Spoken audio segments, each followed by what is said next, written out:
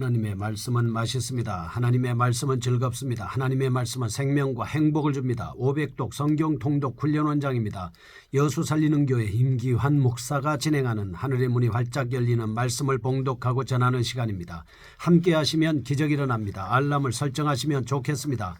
오늘은 사무엘하 6장을 봉독하고 말씀을 전하겠습니다.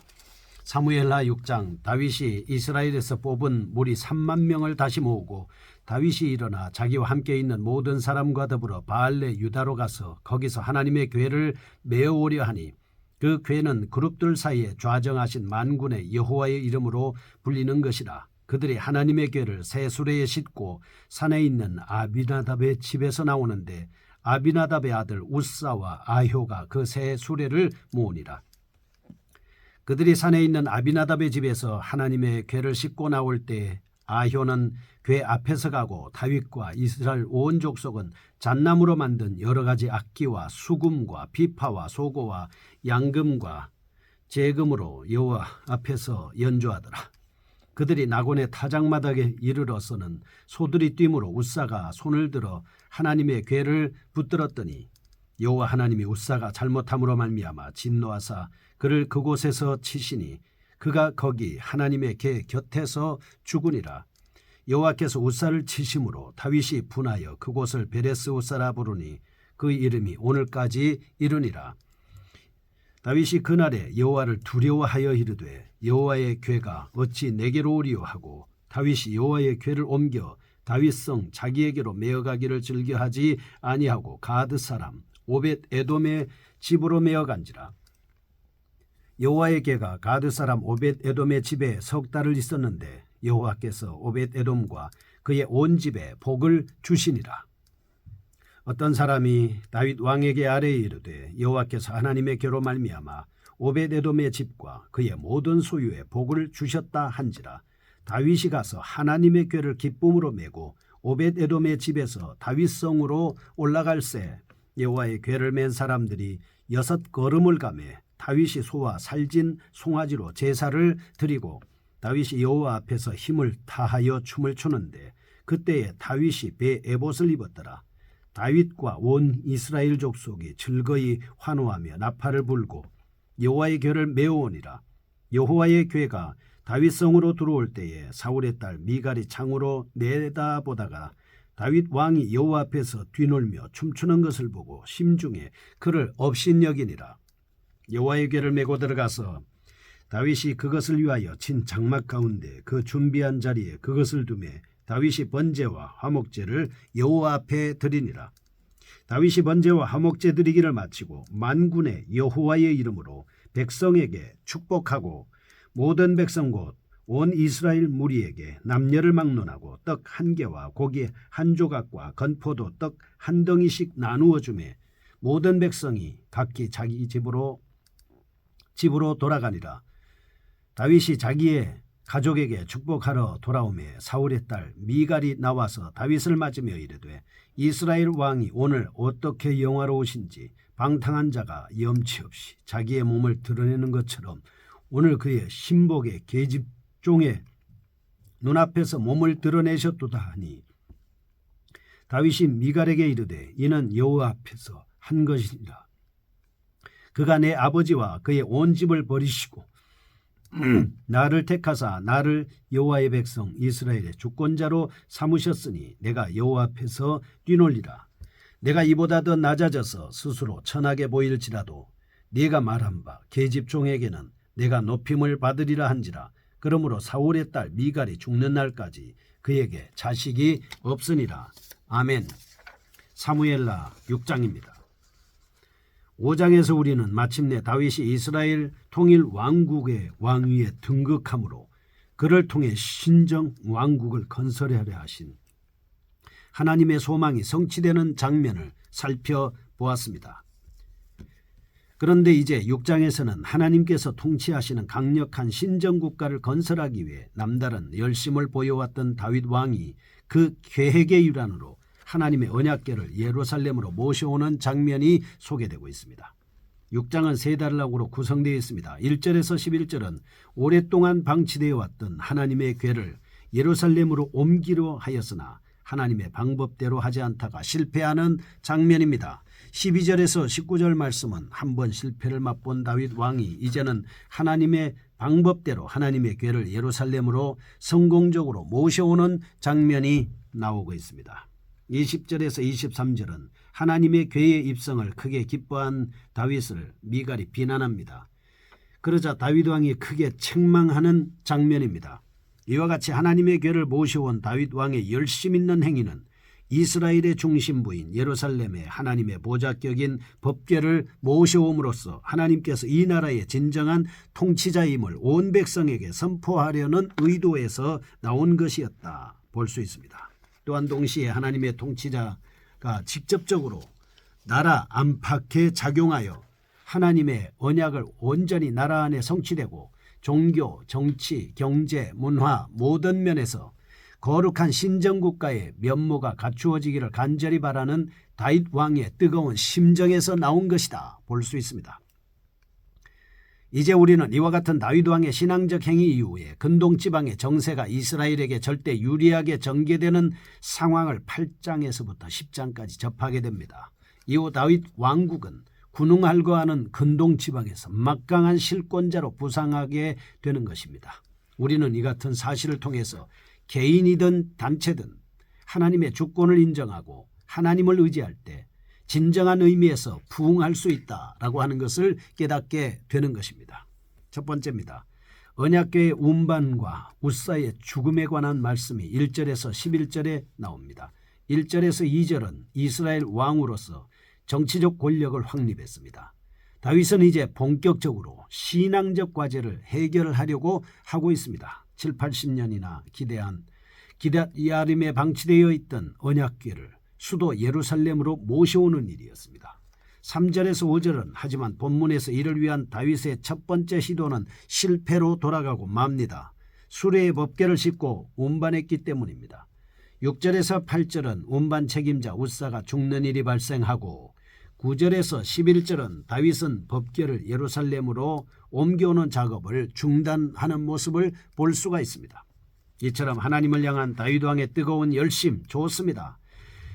그렇다고 하면 하나님의 법대로 이 법궤를 운반해야 합니다. 하나님께서는 웃사를 쳐서 그 거룩한 일이 일시 중단되도록 만드셨습니다. 그러면 그 까닭은 무엇일까요? 그것은 곧 다윗 왕의 뜨거운 열심에도 불구하고 그 일을 수행하는 방법이 하나님의 명령과 크게 달랐기 때문입니다.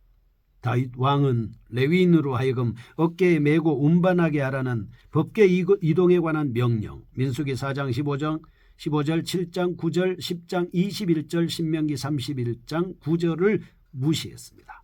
이방인들이 그들의 신상을 운반하는 방법을 따라 수레에 실어 옮겼던 것입니다. 우리는 이와 같은 일련의 사건을 통해서 아무리 선한 동기와 좋은 목적, 헌신적인 열심을 가지고 있다 할지라도 하나님께서 원하시는 올바른 방법대로 일하지 않는다면 결코 하나님을 기쁘시게 해드릴 수 없다라고 하는 것을 알 수 있게 됩니다. 그럼에도 불구하고 오늘날 소위 교회를 섬기는 그리고 봉사한다는 성도들 중에서 많은 이들이 세상 사람들처럼 교묘하게 법망을 피해가면서 불법을 자행하는 경우가 많습니다. 우리는 생각해 봐야 되지 않겠습니까? 두 번째입니다.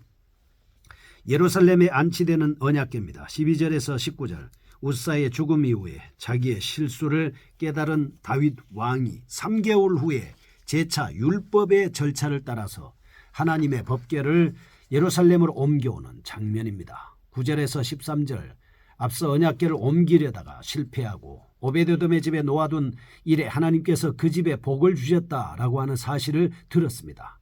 다윗은 자신의 실패의 원인이 무엇이었는지를 깨닫게 되는 것이죠. 13절에서 15절 말씀입니다. 그리하여 이번에는 하나님께서 명하신 방법을 쫓아서 그토록 오랜 수건이던 언약궤를 예루살렘에 안치하는 데 성공합니다. 16절에서 19절입니다. 이에 다윗은 하나님께 번제와 화목제를 드리고 감사를 드립니다. 이스라엘 온 백성은 하나님을 찬양하며 매우 기뻐하는 모습을 볼 수 있습니다. 우리는 이러한 본문에서 최근 3개월 동안 완전히 달라진 다윗 왕의 자세를 발견하게 됩니다. 12절에는 그는 이제 하나님의 율법을 쫓아 수레 대신 몸을 성결케 한 레위인들로 하여금 언약궤를 운반하게 했습니다. 13절에는 그에 앞서 먼저 하나님께 제사를 드립니다. 이 성역에 하나님께서 함께 하시기를 간절히 구했던 것입니다. 17절에서 19절 말씀에 보면 법궤를 예루살렘에 안치한 후에는 하나님께 환희와 기쁨의 감사제를 드리는 모습으로 마무리를 하고 있습니다. 이와 같은 사실은 6절에서 8절의 베레스 우사 사건 이후에 그 불행의 원인을 깊이 분석하고 율법을 살폈습니다. 그리고 자신을 철저히 성찰했습니다. 다시금 이 거룩한 일을 성공적으로 수행할 만한 만반의 준비를 갖추었다라고 하는 것을 보여주고 있습니다. 우리는 여기서 세 가지의 교훈을 얻을 수 있습니다. 첫째, 하나님의 사람은 모든 문제의 원인을 자신에게 돌린다고 하는 사실입니다. 책임은 나에게 있다라고 하는 것이죠. 뿐만 아니라 두 번째, 성역의 성공적인 완성을 위해 부단히 자신을 성찰한다라고 하는 것입니다. 그렇습니다. 우리는 우리 자신을 살피는 것이 중요합니다.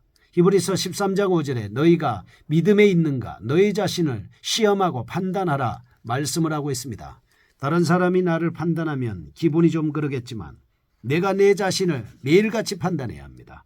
사도 바울은 자기 몸을 쳐서 매일같이 죽인다 이렇게 말씀을 하고 있습니다. 내 자신을 살핌으로 인해서 하나님 앞에 거룩함을 유지할 수 있는 우리가 되어야 하지 않겠습니까? 세 번째, 하나님의 말씀을 연구하며 자신을 살핍니다. 하나님의 일을 하려면 먼저 하나님의 말씀을 연구해야 합니다. 그러기 위해서는 성경을 통독해야 합니다. 오늘 이 방송을 하고 있는 저는 529독에 이르고 있습니다. 하나님의 말씀을 계속해서 통독함으로 자기 자신을 쳐다볼 수가 있습니다. 그리고 하나님 앞에 합당한 일꾼이 될 수가 있는 것입니다. 세 번째입니다. 20절에서 23절 미가를 책망하는 다윗을 볼 수 있습니다. 14절에는 언약궤를 예루살렘으로 모셔오는 과정에서 다윗이 이를 기뻐하면서 춤추는 장면입니다. 다윗과 미갈 사이의 이 사건을 통해서 틈이 벌어지는 모습을 볼 수 있습니다. 20절 전반부에는 언약궤를 무사히 안치하고 봉헌식까지 마친 다윗은 이제 자신의 가족을 축복하러 기쁜 마음으로 귀가합니다. 20절 후반부에서 미갈은 다윗을 맞이하면서 대뜸 앞선 일로 다윗을 비난합니다. 21절에서 23절 이에 대해서 다윗은 미갈의 비난이 그릇된 것임을 지적하면서 하나님께서 그녀의 어리석은 생각과 소위대로 갚아주라고 선언하고 있습니다. 이상과 같은 다윗의 가정의 분란은 하나님의 궤에 대한 다윗 왕과 미갈의 시각 차이로 빚어진 것이었다 볼 수 있습니다. 미갈이 보기에는 하나님에게는 보잘것없는 상자, 괴짝에 불과한 것으로 봤겠지만 다윗 왕이 그처럼 미친 듯이 춤을 출 정도로 가치 있게 보지는 않았던 것입니다. 반면 다윗 왕은 비록 겉으로 보기에는 보잘것없을지 모르나 그것이 가지는 상징적인 의미는 하나님의 왕권을 바라보았던 것입니다. 더욱이 미갈은 다윗이 백성들 앞에서 춤추며 뛰는 행위를 왕의 채통을 스스로 깎은 것으로 여겼음에 분명합니다. 따라서 외모에 치중했던 사울의 딸 미갈은 보이지 않는 하나님의 임재를 신앙으로 바라보았던 다윗 왕을 비난할 수밖에 없었습니다. 초대교회에서 성도들이 열심히 하나님 앞에 회개하고 기도하고 눈물로 찬양했을 때 사람들은 포도주를 마셨다 이렇게 말했지 않습니까? 그것은 바로 알지 못하고 비난하는 행위에 불과한 것입니다. 우리는 이러한 다윗 과정의 내적인 갈등을 통해서 성령의 감동을 받지 못한 육적인 사람과 성령의 감동을 받은 신령한 사람은 서로 생각과 사상과 가치가 다를 뿐만 아니라 자연히 그에 대한 행동, 태도 또한 다르다라고 하는 것을 알 수 있습니다. 하지만 하나님께서 기뻐하시는 진리가 어느 쪽인지 자명한 사실은 성도가 하나님의 말씀으로 행할 때 우리 하나님은 기뻐하시고 그들의 소원대로 들어서 응답해 주신다라고 하는 것을 알 수가 있습니다. 육신의 생각은 사망입니다. 하나님의 생각, 성령의 생각은 생명과 평안입니다. 그리고 형통의 역사가 일어납니다.